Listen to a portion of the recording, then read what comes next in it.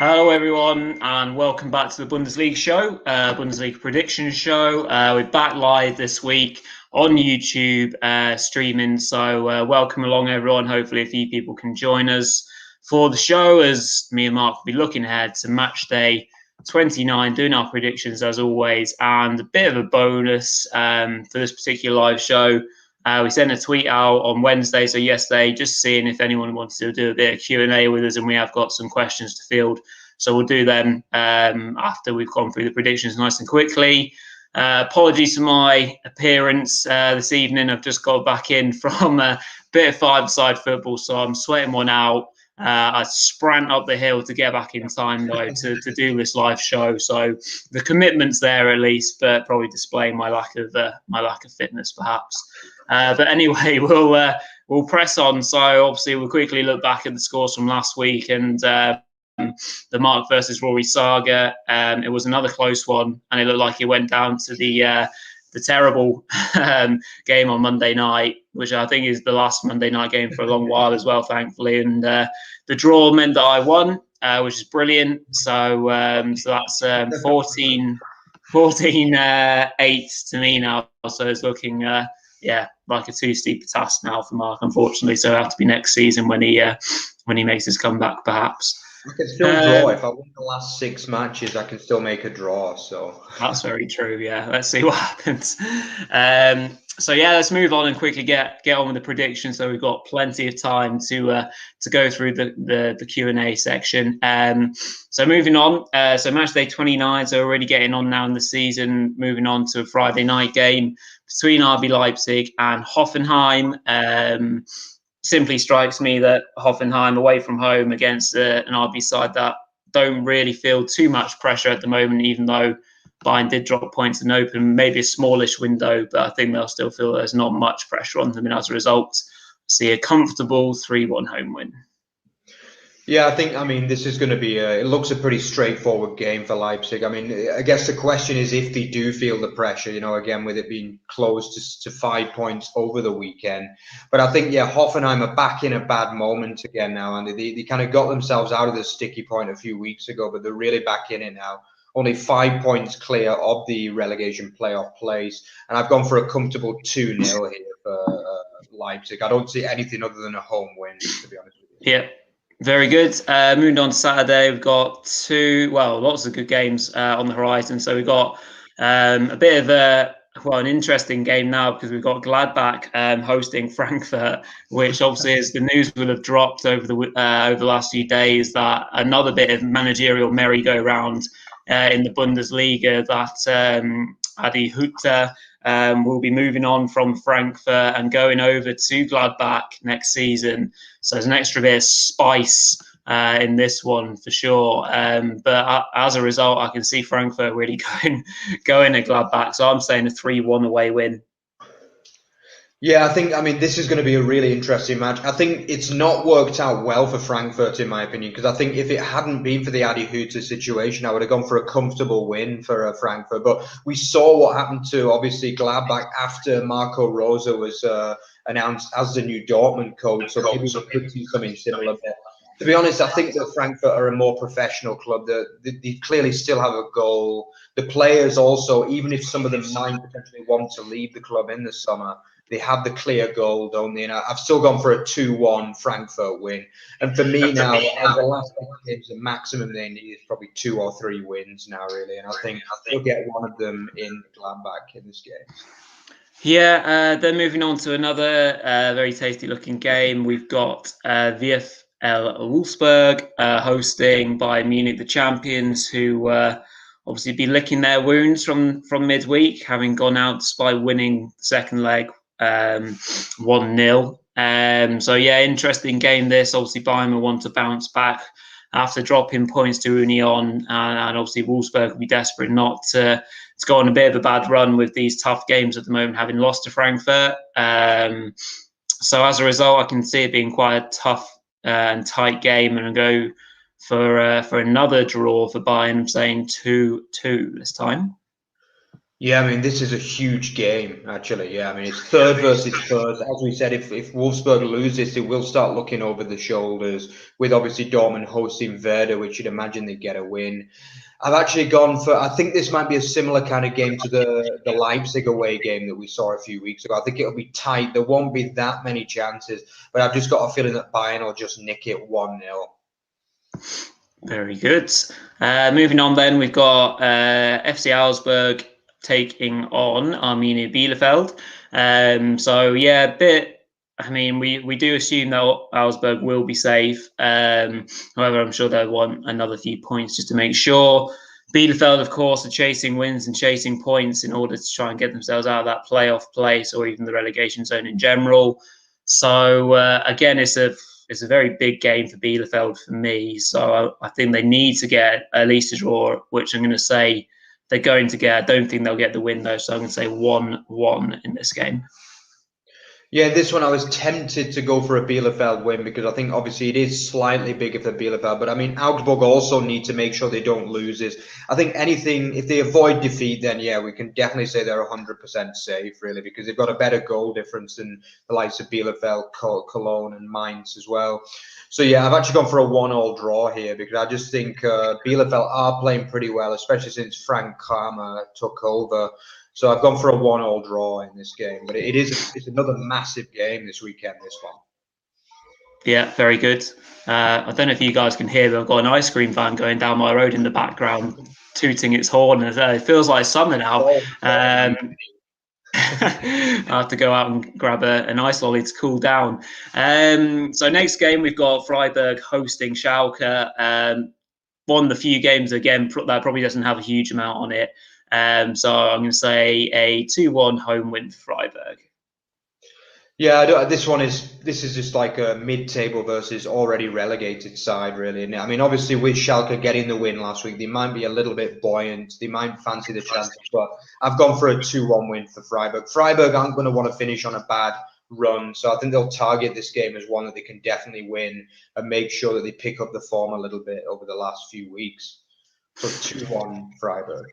Yeah, very good. And then over to the surprise packages of the season, really. So we've got Union taking on Stuttgart. Obviously, it was great to have Michael on last week to talk all things Union, which was an enjoyable show. Obviously, so we wish them all the best of the luck in their season. Will they snatch that? Well, will they hold on to seventh, or will they even snatch sixth place? Who knows? But for me, I reckon they'll get the win actually this weekend over my favourite team, Stuttgart, I must admit. So I'm going to say a 2-1 home win. Yeah, I think this was a really tough one. I just couldn't kind of pick a winner in this one. So I've actually gone for a draw. I went for a 1-1 draw, but it could easily be more entertaining, this one, because both sides have massively overachieved this season. It depends on the mentality. Like, are they going to focus on keeping it tight and trying to get that sneaker win to get in that top six? Or are they going to focus more on just enjoying themselves at the end of the season? I've gone for 1-1, but I think there could be chances in this game. Yeah, absolutely. Then an interesting late game on Saturday. We've got Leverkusen hosting Cologne.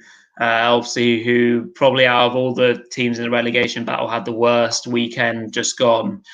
So they really do need points. And I think they're going to struggle, actually. Obviously, Leverkusen been far from on fire, but probably just been finding ways to get points. Obviously, a fairly dull 0-0 draw with Hoffenheim on Monday night. So they'll need to come out and prove a point as well. So I'm going to say this is my third in a row, but a third 2-1 win, a 2-1 win for the home side, Leverkusen. Yeah, I'm not sure. I think this game, I still think that Leverkusen are licking the wounds a lot from the kind of collapse earlier in the season. I just think they're still not playing well for me, really. I mean, that was a dire game on Monday night, wasn't it? It really was. One of the worst Bundesliga games of the season. And to be honest, I've actually gone for a 2-2 draw here because I just think Cologne have got to be fighting. And this is a derby as well, remember. I mean, these two teams are like they're right next to each other. Like Leverkusen is pretty much a district of Cologne, to be honest. It's really close. And I just think Cologne have got to be fighting. And this is a game that they can win, in my opinion. But I've gone for 2-2 just because, I mean, Cologne just don't keep teams out, do they? They concede a lot of goals. And I just think 2-2 draw in this one. Yeah, absolutely. Moving on to Sunday then, we've got Borussia Dortmund at home to Werder Bremen. So obviously Dortmund, who also were knocked out of the Champions League, of course, just the other night to City. Now I've really got to try and chase that fourth spot and chase it hard, and we'll need to pick up form. They've certainly got the ability to do it. Whether they've got the kind of the concentration levels and the right attitude is another thing. So it will be a close game again, I think. But at home, I think Dortmund will have enough. So I think, can't believe this. So I've gone for a fourth 2-1 home win in a row. Yeah, I mean, for me, I can see this is absolutely massive now that Dortmund win this game. You know, I mean, it really is very important. I've actually gone for a 3-0 home win. I just think that Werder, I'm starting to worry a little bit for Werder Bremen a little bit, to be honest with you, because I do think this is a horrible fixture to come into after you've had a little bit of a bad run, you know. And I think if a few results go against them this week, for example, if Mainz and Bielefeld win, which is possible realistically, then I think they could be in some real trouble, Werder, all of a sudden, and we could see them potentially. I don't think they will, because I think realistically they only need one win from the last 6 games, maybe maximum 4 points, I think, to avoid that third from bottom position. But I mean, they will start to worry if they lose this game. We've gone for 3-0 to the home side.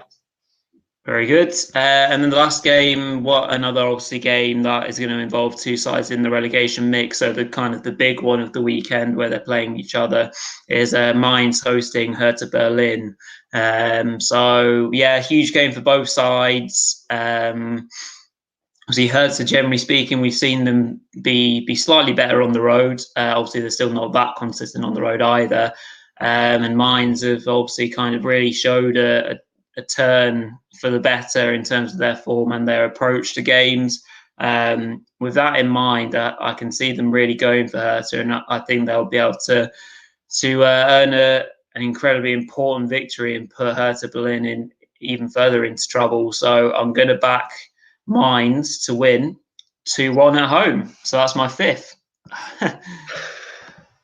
Yeah.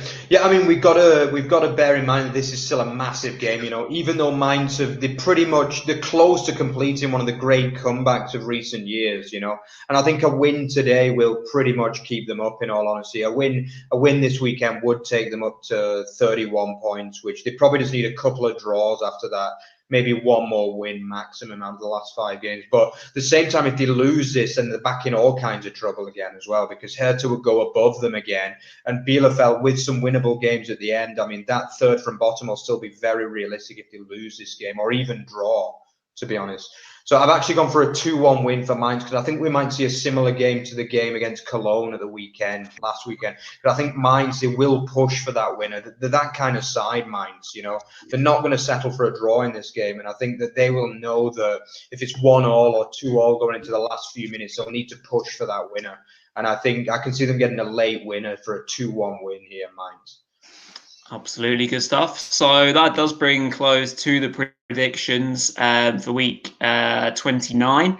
So as we mentioned, we've got a few questions to go through for a bit of Q&A. Before we do so, though, obviously, if you're watching live or you're doing it afterwards, please do pop in your comments and your predictions after we've done this and see how you get on against me and Mark. But quickly onto the questions. So we'll start off with the ones that we've already had on Twitter. So I'll kind of ferry them between myself and Mark. So we'll start off with a few from Dan Green. So Dan, thanks for your questions.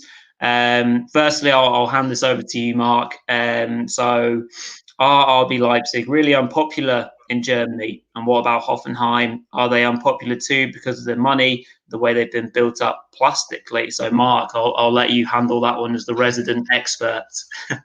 Yeah, I mean, obviously, as someone who lives in Germany, in the home of one of the more traditional German clubs, Nuremberg, like I can confidently say that yes, they are very much disliked, especially Leipzig and Hoffenheim, as you say. But I would say also there is some kind of stigma towards Wolfsburg and Bayer Leverkusen as well, because I mean, for those of you that don't know, Wolfsburg is kind of like carried by Volkswagen.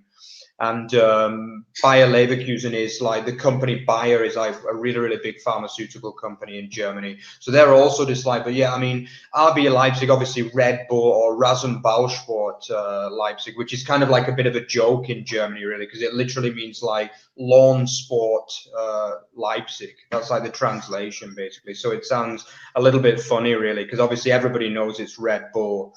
But yeah, I mean, they are very much a disliked club in Germany. I mean, it's like people see them as just like a kind of just a vehicle to carry the Red Bull banner, basically. And the same with Hoffenheim. It's a little bit different because it is a German guy. It's Dietmar Hopp that runs them for SAP. Like most of you probably know SAP products. It's like really, really big nowadays, like big software in Europe and the world nowadays. But I think the problem with Hoffenheim is that it's literally a village club. I think, Rory, the 11-a-side team that you played, that would have been Hoffenheim like 20 years ago. Basically, Dietmar Hopp, as a former football player, he bought the club, and he just said he was basically like a glorified football manager. You know, when you play the cheat on Football Manager, you just pump loads of money into the team, and that's what he did, basically. You know, like, and he took them from the lower levels of the regional leagues up and up and up, and obviously they've been in the Bundesliga for, I think, like close to 10 years now, and they've really established themselves. But I think a lot of people that support the likes of Nuremberg, Hamburg, Hanover, Dresden, some of these kind of bigger clubs in the lower leagues, they're a little bit jealous about the fact that a small village in the middle of nowhere has got a Bundesliga team. Yet you've got a city of like 500,000-600,000 that has got no Bundesliga team. So, but I think at the same time, a lot of it's kind of self-righteous, really. A lot of people that support big clubs in Germany, they kind of feel like they've got the divine right to be in the Bundesliga, you know. Yeah. But obviously, you've got to earn your place. So that's what I always tell people, really. I say, like, well, you gotta beat them to join them. Do you know what I mean? So yeah, and so my opinion is that I don't really have any big problems with those clubs, but a lot of German people definitely do, for sure. Good stuff. And the second question from Dan, he's kind of mentioned how he doesn't particularly like Bayern Munich or Dortmund, bit too much like Liverpool, and that Union and Cologne seem a bit like hipster clubs. So which team should I support? So this is from Dan. Which team should I support? Dan, if I was you, I would support Stuttgart. Great club, plenty of history and tradition to them, and obviously have come up and done some excellent stuff already in the Bundesliga again this season. Have got an up and coming manager and an up and coming squad. So that's my advice. Mark, would you add someone else to that list apart from maybe Nuremberg? Yeah, exactly. Yeah, Nuremberg. Yeah, no, I wouldn't recommend supporting Nuremberg, to be honest. If you want to see a lot of defeats and underachieving, then support Nuremberg. But yeah, I would agree, Stuttgart. And also, I think the other one is that's really on the up and that I've enjoyed watching play this year is Eintracht Frankfurt as well. I mean, the football they played has just been, obviously they are going to lose Adi Hütter, which we'll probably talk about more on Sunday's show, the review show. But I mean, there's no question that they play magnificent football, especially the second half of the season. They attack. They've got really great wing back play, good midfield attacking play. It's really good stuff, you know. So I would say, I would agree, either Stuttgart or Frankfurt if you want to support a team other than the big two, I guess. Good stuff. Next question. A couple of interesting ones we've got here, actually. First one from Chris Saunders. So again, Chris, thanks for your question. Who are your picks for manager of the season and player of the season if the season finished tomorrow? So obviously excluding anything that will happen in the coming days and weeks. Well, I mean, why don't you do manager, Mark, and I'll do player. So you go first. Choose your manager. Yeah, to be honest, my choice would be quite a standout one. I think obviously Wolfsburg have done really well, and obviously Union Berlin. But I think the one that's got to stand out really is Adi Hütter at Frankfurt for me. I mean, I didn't have them down as challenging for the top four this year, and he's put together a team that kind of came from nowhere. Like a lot of these players, they didn't have the best season last year. I think they finished 9th or 10th, which was a little bit underwhelming. It's largely the same side, and he's just turned them into a really, really good side for me. And I think he deserves his move to Gladbach. Some would say it's a strange move, but I mean, obviously Gladbach is one of the big kind of 5-6 clubs in Germany, a bigger club than Frankfurt. So, but I mean, for me, it's Adi Hütter. Yeah.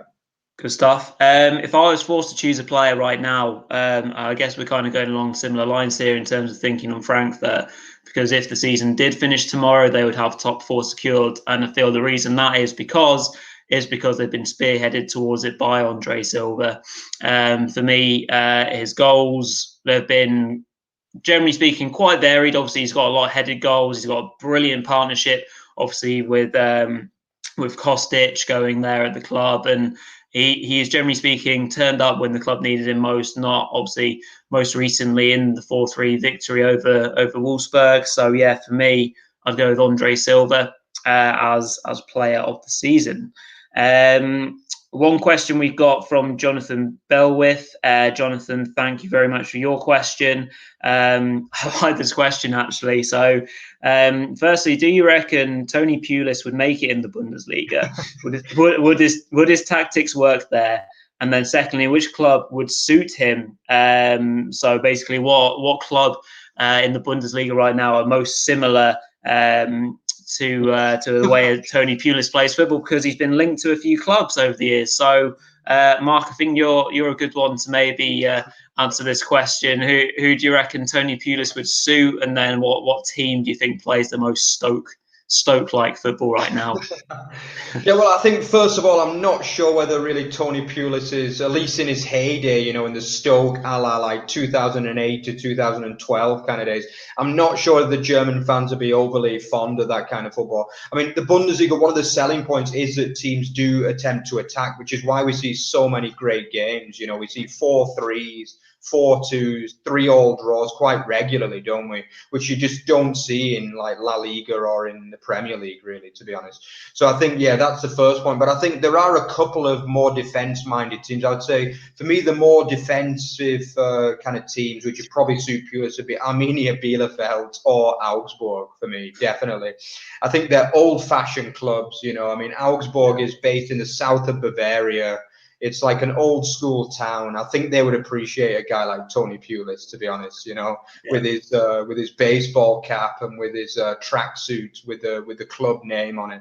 Yeah, I definitely think that he would go down pretty well there. Maybe at Bielefeld as well, because, they're another kind of unfashionable club, really, that could be somewhat kind of similar to Stoke. So, yeah, but if I'm going to have a punt, I'm going to say Augsburg, because I think, obviously, Augsburg have stayed in the league for a number of years now, as Stoke City did under Tony Pulis. So I would definitely say FC Augsburg.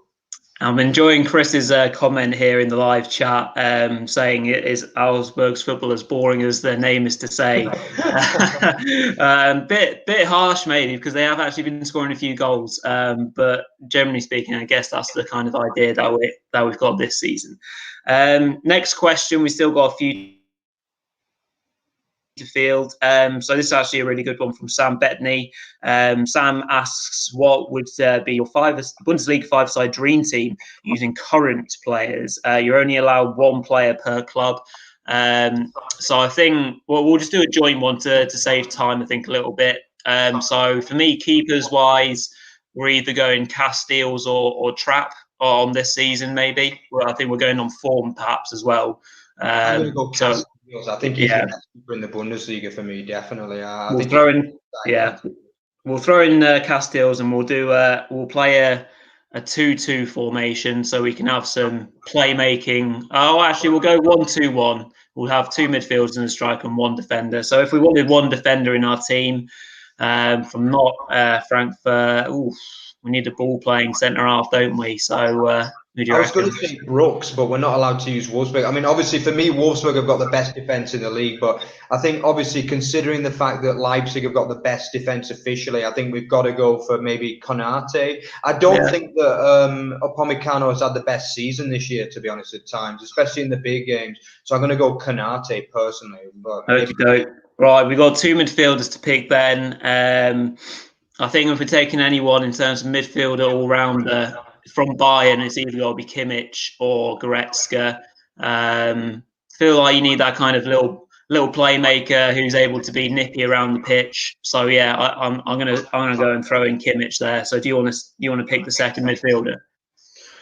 Yeah, I mean, obviously, I think there's one that struck to my mind was Castro. Actually, I can see him being really good at this level, because I mean, he can literally, he's that nippy, he's a small player first of all, which I think you kind of need him.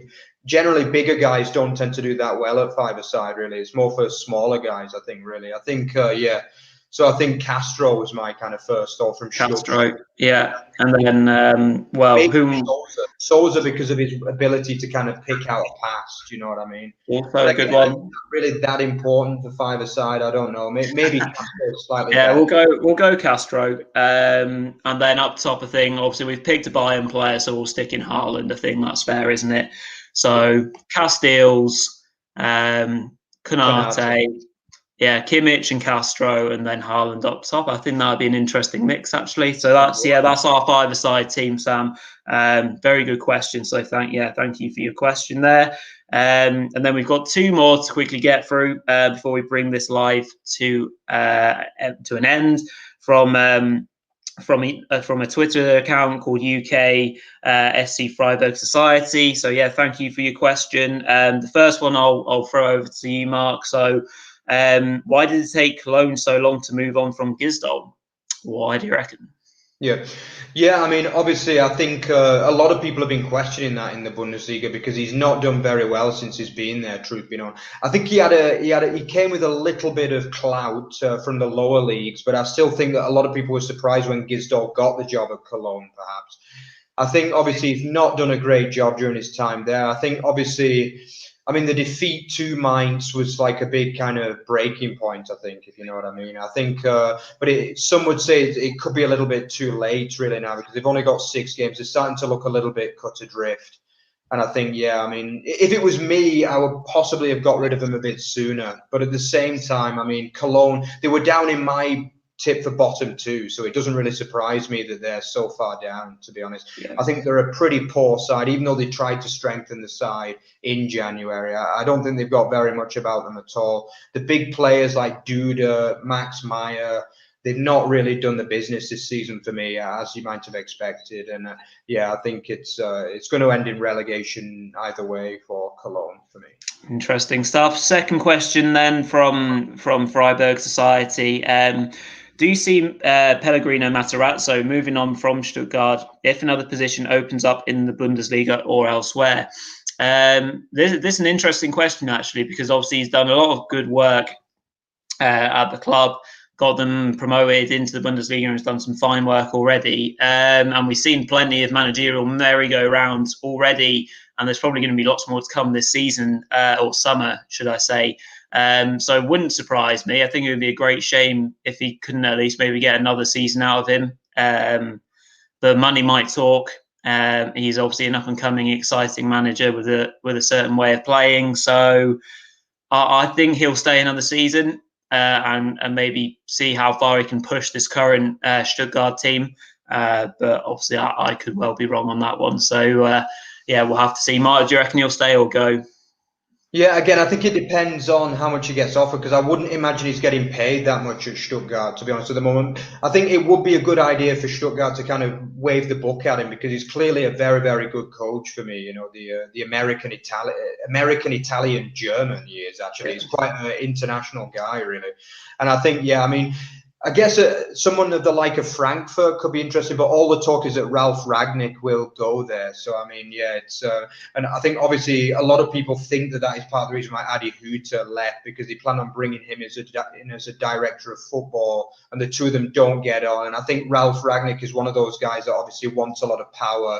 He has a good record previously, obviously at RB Leipzig in their early days. So. Yeah, I mean, perhaps Matarazzo. But then again, Matarazzo, he seems more like a coach type rather than a manager. He seems like the kind of guy who's happy to be a coach.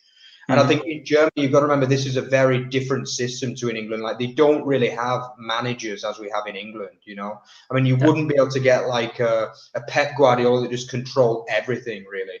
Like in Germany, they have very separate roles. You have the playing coach, which is what Pellegrino Matarazzo is, and then you've got the manager who deals with transfers, business strategy, and things like that. So I think perhaps someone might be interested in taking him on as a head coach for sure.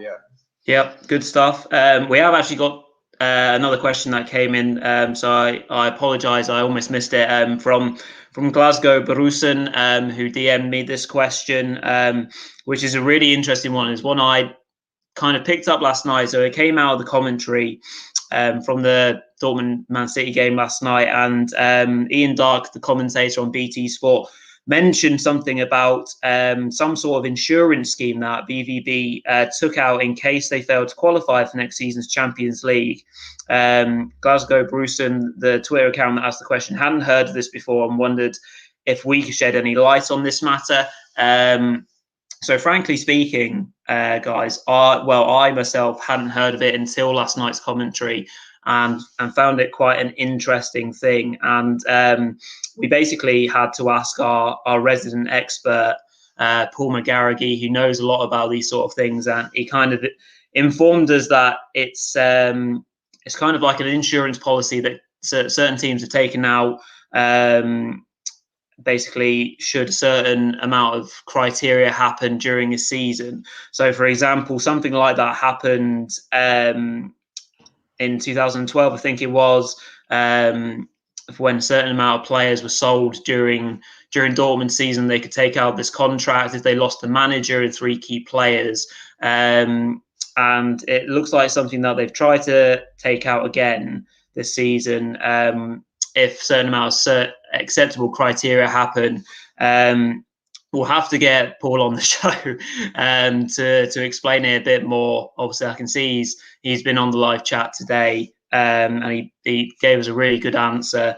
So it's basically a bit of a backup policy that we understand. For all you Dortmund fans out there, it looks like it might be a good way of kind of backing yourselves up in terms of a financial clout, and you might not actually lose that much money if you don't qualify, and if it's not in theory your fault, the club's fault for not qualifying because of certain things happening. That might be because of, say, if Haaland's sold in a certain bracket of time as well as a key player, that might be one of the criteria anyway. So yeah, sorry that we don't have much on that. It'll be interesting to see more of these sort of things happen if it becomes more of a trend. Germany, after all, Rory. I mean, Germany is literally the home of insurance. Really, like they take really like Germany is known as the home of insurance, basically, and they are sponsored by an insurance company as well, Signal Iduna. So I mean, that is quite an interesting point as well. So maybe it's part of the agreement. I don't know who they took that out with. Do you know? I'd have to refer to Paul's answer, where he says led by the Carlin Group Limited and XL Group PLC. Again, take that from what you will. So yeah, very interesting stuff. So thank you for the question. It certainly caught my eye when I was watching the game. I didn't really understand what Ian Darke was referring to, but there you go. So that's another great question. Just before we do end, we've got one live question in the live chat from Paul. We'll quickly field that, and then we'll have to bring things to a close. Certainly for me, I've got to rush off and do a second game of five-a-side football, which will completely finish me off. So we'll see how that goes. So yeah, I'll throw it over to you, Mark. So it's from Paul. Which team will benefit most by having a home crowd in terms of results when fans are back? I think I know who I would pick. But Mark, why don't you give this one a go quickly? Yeah, I mean, to be honest, I would have said Schalke, to be honest with you. I mean, Schalke have really, really good fans, and I think they have missed them this year. I'm not saying that the fans would have kept them up because it was an extremely poor side, but I think they could have been worth at least another 10 points or so, to be honest with you. So they would still, for me, they would still probably be in the mix now if fans were in the stadium, because they have a very, very famous support in Germany, Schalke. Good stuff. I would have thrown out Dortmund because of the yellow wall and things like that. But yeah, Schalke is obviously a good shout as well. But I'm pretty sure that's every question that we've had in. I haven't been able to check Twitter that much in the last few hours, so apologies if we've missed any questions or if anything else has come in the meantime. But yeah, obviously we probably won't do Q&As every single week on the live. But we will return to it certainly every other week or a bit more if you guys enjoyed this segment. Obviously, it's made the prediction show go on a lot longer than usual, especially on a live. So, but I hope you all enjoyed it. So yeah, over to Mar. Do you want to close things up as usual? Yeah, there's one eager punter that's still waiting for his question to be answered. It's Dave Pearson. Yeah, he said, would you agree that St. Pauli are the hipster club of German football? I would say, Yeah, my view on that actually is that they're kind of old school now. I think St. Pauli is a suburb of Hamburg actually, and when I went to Hamburg, I was talking to quite a lot of St. Pauli fans, and yeah, I think to an extent yes, but I think nowadays Union Berlin have kind of taken over them. To be honest with you, I think Union Berlin is like a very hipster club now, and I think a lot of people all over Europe are starting to like, especially left wing kind of people. They really seem to like Union Berlin. Like for me, I don't really get involved with politics so much with my football, to be honest with you. I mean, I like Union Berlin more because obviously they are the style of football and the fact they've been overachieving, you know. But I know nowadays a lot of people like to affiliate themselves with like a political kind of ideology with a football club, but it's not for me. What about you, Rory? Do you think about that with your football teams, or are you not really bothered about that? No, I don't dare get involved in politics from any point of view, let alone my football team. So no, I just pick the teams I like the most. Yeah, fair enough. Yeah. Okay, guys. Yeah. So as Rory said, that is going to be the end of our first Q&A show. So yeah, obviously, yeah, remember to check out Over the Bar FB. We do actually, Paul let me know just before this episode actually that we will have a very interesting article going live soon about Andre Silva. So I'm also looking forward to reading that one because I mean, I think me and Rory, I totally agree with Rory that for me he's been the player of the season in the Bundesliga this year. He's been outstanding. And yeah, I'm quite interested to see what one of our writers has got to say about that.